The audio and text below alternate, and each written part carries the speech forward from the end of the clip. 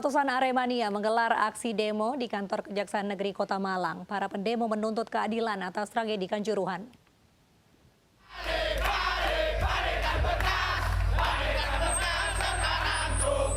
Ratusan Aremania kembali menggelar aksi turun ke jalan, menuntut keadilan atas peristiwa tragedi Kanjuruhan yang menyebabkan 135 orang supporter Aremania meninggal dunia. Dengan menggendong bungkusan menyerupai pocong dan menggelar berbagai spanduk tuntutan, Aremania juga menggelar orasi di kantor Kejaksaan Negeri Kota Malang. Dalam orasinya, Aremania menuntut agar Kejaksaan Negeri Kota Malang menyampaikan tuntutan Aremania kepada Kejati Jawa Timur agar mengembalikan berkas penyidikan kasus tragedi Kanjuruhan yang telah disetor penyidik kepolisian. Aremania menilai berkas yang diserahkan ke Kejaksaan adalah versi polisi, masih jauh dari keadilan dan tidak melibatkan laporan-laporan korban. Berkas itu dibalik nang kepolisian. Karena laporan kita belum ditindaklanjuti. Ini adalah laporan dari kepolisian ke kejaksaan.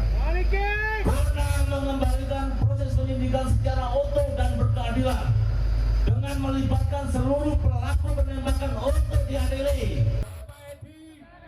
Aksi Aremania ini ditemui Kepala Kejaksaan Negeri Kota Malang. Kepada Aremania, Kepala Kejaksaan Negeri Kota Malang menyatakan akan menyerahkan dan menyampaikan tuntutan para pendemo ini. Dari Malang, Jawa Timur, Denny Irwansyah, iNews melaporkan. Sementara itu, polisi memberi sinyal akan adanya tersangka baru dalam kasus tragedi Kanjuruhan yang menewaskan 135 orang. Namun belum diketahui siapakah para tersangka baru itu.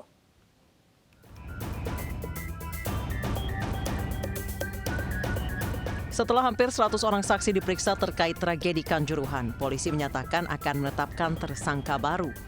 Namun polisi tidak menjelaskan apakah tersangka baru itu berasal dari para pengurus PSSI, operator kompetisi, atau yang lainnya. Menurut Kadif Humas Polri Irjen Polisi Dedi Prasetyo, proses penyidikan tengah berjalan dan berpotensi menyeret sejumlah nama termasuk saksi yang sudah diperiksa.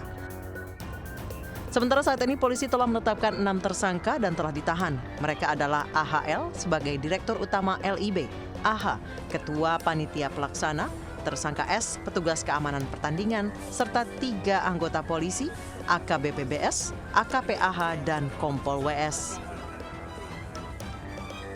Ya, kalau dari temuan TGFF ini adalah kesalahan kolektif, kesalahan berjamaah.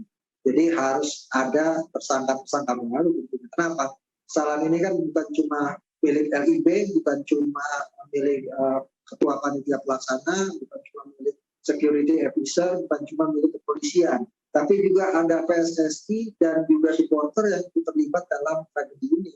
Nah, karena itu potensi untuk adanya tersangka baru itu sangat besar sekali. PSSI misalnya, kalau dari lingkup hukum di PSSI, mereka bertanggung jawab penuh terhadap kegiatan kompetisi sepak bola. Itu terjabar misalnya dalam statuta PSSI, pasal 42 dan 80. Dari yang sekarang ada minimal tambah 3, Mbak. Minimal bertambah 3 orang tersangka baru? Harusnya, kalau lihat level pertanggungjawaban ya. Kan begini sebenarnya logika umumnya itu. Siapa yang memiliki otoritas, siapa yang memiliki kewenangan, siapa yang ngambil keputusan, dan siapa yang nggak mengambil langkah untuk memastikan semuanya aman. 27 Oktober lalu Polda Jatim telah memeriksa Presiden Arema FC, Gilang Pramana alias Juragan 99, serta Direktur Operasional PT LIB, Irjen Pol Sujarno, sebagai saksi. Namun saat itu Ketum PSSI Muhammad Iriawan mangkir dan dijadwalkan ulang diperiksa pada 3 November mendatang. Desakan usut tuntas tragedi Kanjuruhan terus bergulir.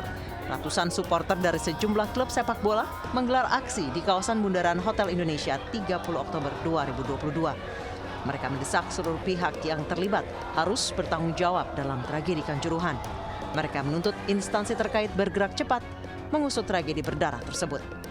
Tim Liputan iNews melaporkan. Pemirsa, MNC Vision dan MNC Peduli bekerja sama dengan Palang Merah Indonesia Jakarta Barat menggelar donor darah di kantor MNC Vision Kedoya, Jakarta. Kegiatan rutin itu disambut antusias karyawan MNC Vision yang ingin mendonorkan darah. Ratusan karyawan MNC Group mengikuti aksi donor darah yang digelar MNC Vision dan MNC Peduli dengan bekerja sama Palang Merah Indonesia Jakarta Barat. Acara yang digelar di gedung MNC Vision Kodoya Jakarta Barat ini dilaksanakan pada saat jam kerja, sehingga karyawan antusias menyumbangkan darahnya untuk sesama. Hari ini kami menargetkan untuk mendapatkan 150 kantong darah dan kita bekerja sama tentunya dengan PMI ya untuk mengadakan kegiatan ini dan kami berharap kegiatan ini bisa rutin kembali kami adakan. Tujuannya itu kalau donor darah biar lebih sehat lagi gitu, karena kan sebelum donor kita juga ada screening itu berupa pemeriksaan hemoglobin sama tensi darah dan ada beberapa anamnesa screening lainnya gitu. MNC Peduli akan terus menggelar aksi sosial ini untuk mewujudkan kepedulian kepada sesama. Terutama di tengah-tengah pandemi ini kebutuhan darah tetap ada, tetapi untuk yang mendonorkannya itu berkurang. Jadi kita terus push untuk dari karyawan kami di grup untuk tetap mau mendonorkan darah. Donor darah merupakan salah satu wujud nyata dari kepedulian kita kepada masyarakat yang membutuhkan. Melalui kegiatan ini, MNC Peduli berharap akan lebih banyak pihak yang tergerak, karena setetes darah kita dapat menyelamatkan sesama. Dari Jakarta, Abdul Aziz, iNews, melaporkan. Pemirsa, tahapan verifikasi faktual partai politik sebagai syarat menjadi peserta pemilu 2024 tengah dijalani Partai Perindo di seluruh Indonesia. Dengan berbagai persyaratan yang telah disiapkan, Partai Perindo optimistis dapat berlaga di pemilu mendatang.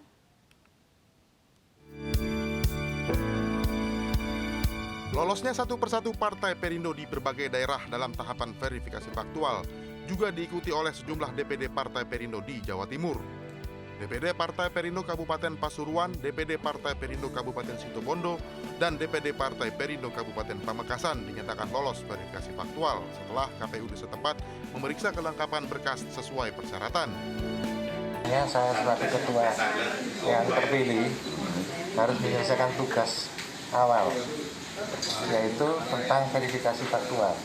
Verifikasi admin sudah selesai, tinggal verifikasi faktual. Kebetulan saya menderita jantung koroner.